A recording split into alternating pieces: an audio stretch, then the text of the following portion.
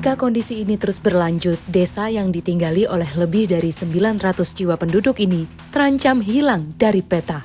Petaka itu bermula pada tahun 2006 silam. Air laut mendadak pasang secara tak wajar. Sejak itu, air semakin sering naik ke permukaan. 19 tahun berlalu, kondisi airop semakin parah.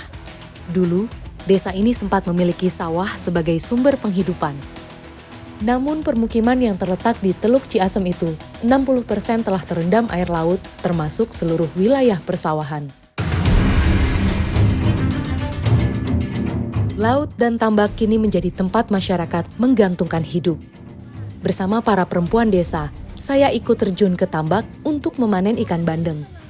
Salah satunya adalah Wak Satinah, nenek paruh baya yang hingga kini bekerja serabutan demi sesuap nasi. Butuh tenaga lebih dari 10 orang untuk bergerak di dalam tambak. Ini ternyata di dasarnya ini lumpurnya cukup lembek banget gitu.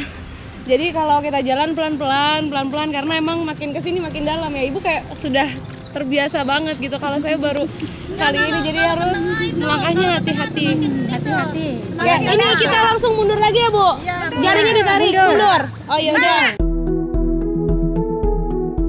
Aktivitas berkeliling di dalam tambak ini cukup menguras tenaga. Usai jaring ditelusur ke seluruh penjuru tambak, saatnya menepi dan melihat hasil tangkapan.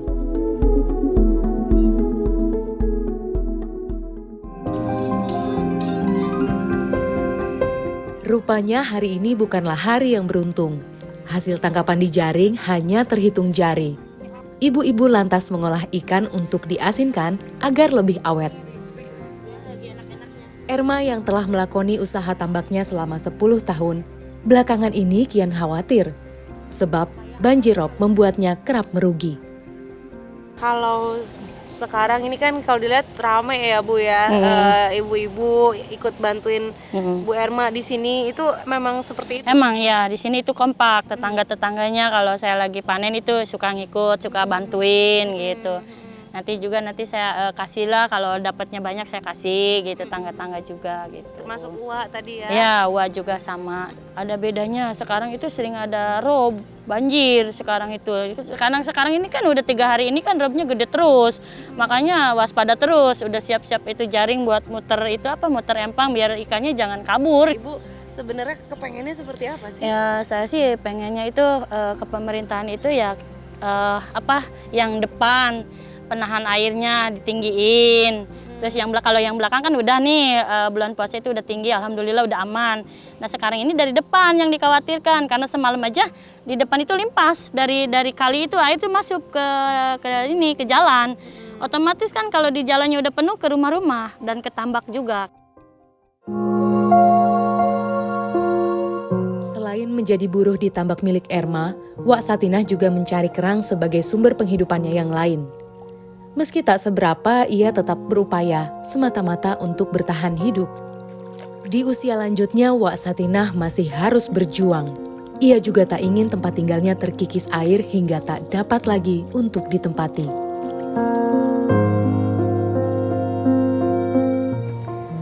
Minta bantuan gitu. Bantuan lah nya.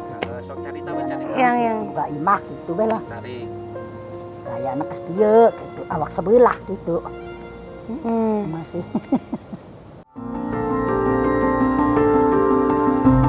Usai menghabiskan waktu di tambak, Wak Satinah berniat menjual hasil pencarian kerangnya.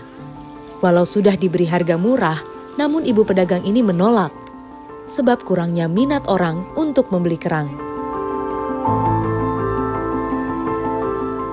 kalau sama sekali nggak ada yang mau beli kayak gini, biasanya wah gimana dong? Kalau Nggak buat ada lagi.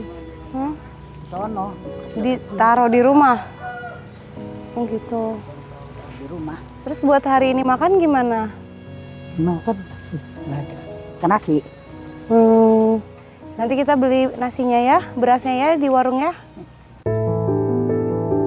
Hal seperti ini menjadi langkah kecil bagi saya dan tim Indonesiaku. Sedikit meringankan beban Wak Satinah.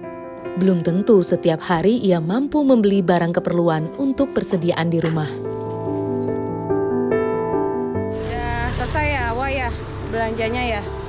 Ini tadi belanjaannya Uwa yang di plastik kresek. Saya juga jajan. Terus ini barangnya Uwa dibawain sama belanjaan yang ada di dus ya. Mana Mas? Nah ini semua isinya sembako untuk Uwa. Sekarang kita mau ke rumah ya. Ke rumah Uwa. Jalan kaki ya nggak begitu jauh sih dari warungnya Wak. Ya, Ayo, Wak. Ayo. Bu Mina paling mana? jauh. Jauh. Mestinya. Oh ini udah dekat ya Wak ya? Lewat mana, Wak? Ini kayaknya ya. Permisi Ibu. Oh, sarang saha. Sarang adik. Sarang adik. Bu, eta anak. Oh, baraha orang berarti. Jadi 5 orang, 5. 5 orang. Hmm. 5 nggak ada lagi, 5-an lah. Bagaimana ya? Ya. Iya. Ini Wak rumahnya ya. Oh, Wak tinggalnya di sini. Tapi ini rumah adiknya ya. Ini adik. Rumah adik. Wak Satinah tinggal satu atap bersama keluarga adiknya. Dahulu, rumah ini merupakan warisan orang tua mereka. Perempuan 80 tahun ini tak memiliki keturunan sejak pisah hidup dengan sang suami. Di rumah ini, Wak Satinah menghabiskan hari-harinya bersama iparnya Daryuni dan kedua ponakannya Lupi dan Insan.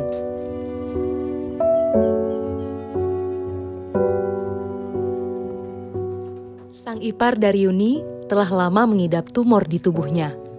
Hal ini terjadi usai ia melahirkan putra keduanya dan hingga kini tak kunjung membaik.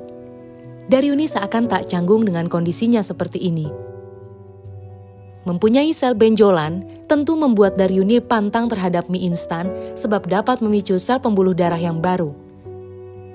Potret sederhana terasa hangat saat keluarga ini bisa menyantap makan bersama.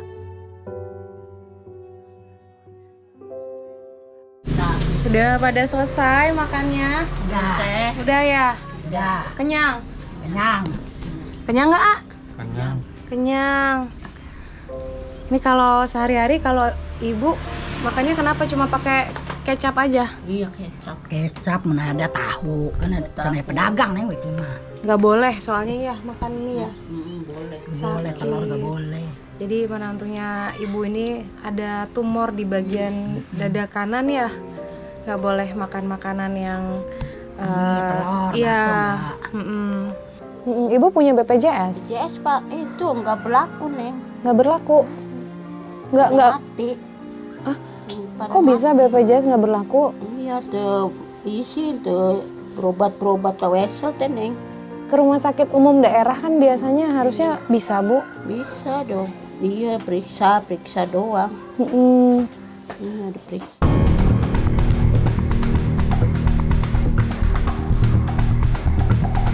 Ketakutan hingga rasa cemas terus menyelimuti ratusan warga di Desa Mayangan. Jumlah penduduk di desa ini terus berkurang. Mereka yang bertahan hanya tak tahu kemana jika harus beranjak.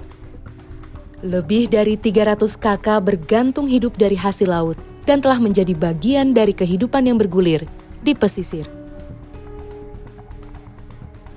Kita mulai parah itu 2006. 2010 puncak-puncaknya banjir rob. Si rob itu nggak pernah surut. Airnya tinggi terus sehingga ngerendam pemukiman warga sama tambak-tambak sehingga yang ditambak itu pada mati, mangrove-nya pada mati. Dan sekarang jadi lautan kayak gini. Dulu juga pernah di pemerintah desa juga berdiskusi. Keinginan masyarakat itu seperti apa? Relokasi siap, ternyata nggak mau.